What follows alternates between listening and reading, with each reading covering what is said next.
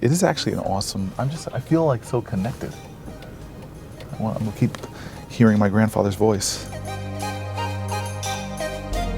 We are all in this together, and what happens in Detroit, what happens in Michigan, in this swing state, will determine the destiny of my city. We're very excited to have our next guest here in the studio with us. Is the mayor of Newark, New Jersey. Thanks so much. No, thank you very much. The biggest weakness, the biggest threat to the city of Detroit and the city of Newark lies in the divisions we have between each other. Hello, everybody. Hi, everybody. So I actually have Michigan roots, and my mom's family moved here from Louisiana during the difficult days of the Depression and came to this great state to find opportunity. And my grandfather began on the assembly lines and then became an entrepreneur as well. So I'd love to sit down and maybe have and eat as well.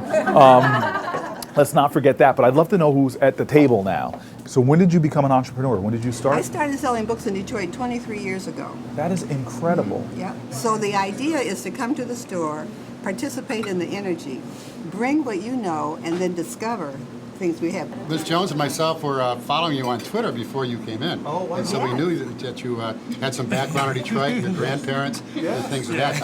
I too, we had fun doing that. Yeah. He was pushing the buttons. I tried to send a tweet to you, but apparently I tweeted myself. That's funny. I'm a product of my parents were both auto workers a long time ago. I started a bar business about 30 years ago. I acquired a small little pub in Utica, about 10, 12 miles away from here.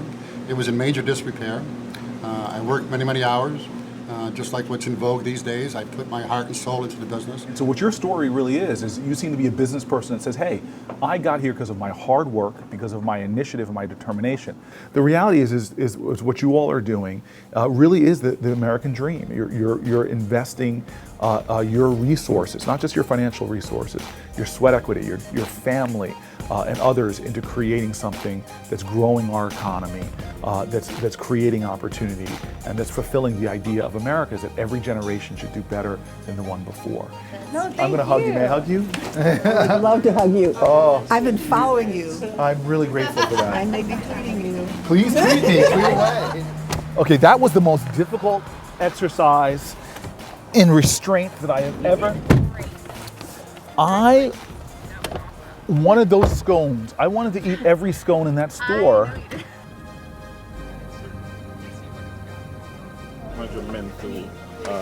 What's the college? Ron Jones. Ron, Cory. Really nice to meet you. Thank you for having me. Thank you for coming in. No, I'm going to tweet out now that I'm here.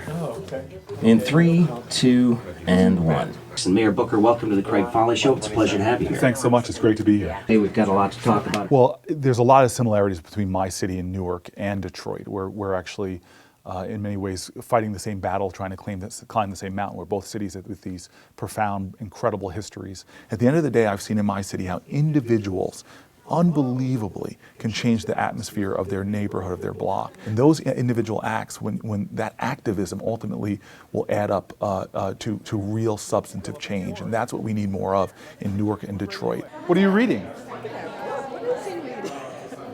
Oh, okay. He's an avid reader. I love fantasy adventure books. You know, I have to say, I try to not think I'm a very vain person, but I have a very vain life ambition. To have a Ben and Jerry flavor somehow themed, that would give me a sense of life accomplishment and fulfillment. What does Stephen Colbert and Jimmy Fallon have that, you know, that gives them a flavor? Is there like, I really want to meet these guys I love them more than those two guys. If you leave me now, you take away the biggest part of me. It's all about self-esteem, yes. Don't leave me this way. It's about feeling good. Leaving on the midnight train. Hoo-hoo. It's better to look good than to feel good about it. Turn around. That's a good one. Every now and then. How are you? I'm doing really good. Welcome I'm doing really to good. Rose already. Thank you very much. Can I say the best buns in town? That is a shirt I could never wear. So, how's everybody doing? Great. Now that you're here, Okay, thank you. we all doing good now, brother. All right. I come from a long line of Southern cooks, Pine Bluff, Arkansas. Oh, right. I was brought up into the baking and the cooking, and that's one of my gifts. And But I know a lot of people are good cooks, but not everybody has a courage to open up a store. So what made you make that choice? One thing, I've always wanted to be downtown Flint, even when there was nothing going on. That was my first dream, was to be downtown.